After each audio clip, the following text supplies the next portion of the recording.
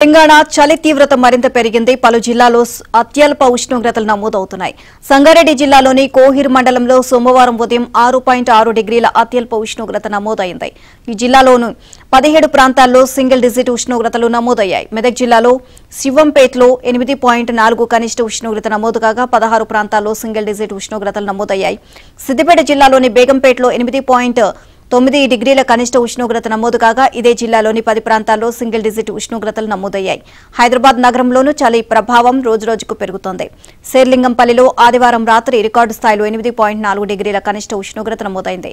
మరో 2 రోజుల పాటు కనిష్ట ఉష్ణోగ్రతలు సాధారణం కంటే 2 నుంచి 3 డిగ్రీల వరకు తక్కువగా ఉంటాయని బేగంపేట వాతావరణ శాఖ అధికారులు తెలియజేశారు.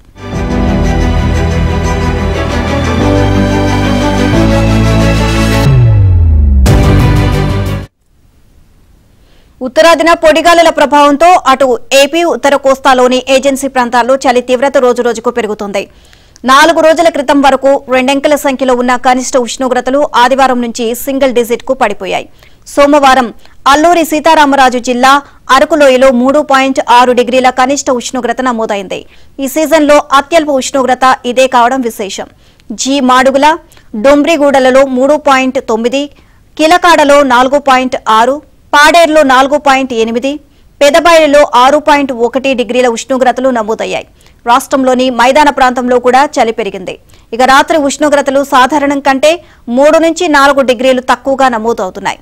వాయువ్య భారతం నుంచి మధ్య భారతం వరకు అధిక పీడనం కొనసాగుతున్నందున ఉత్తరాది నుంచి కోస్తా రాయలసీమ వరకు గాలులు వీస్తున్నాయని, దాంతో చలి తీవ్రత పెరిగిందని వాతావరణ శాఖ అధికారి ఒకరు తెలియజేశారు.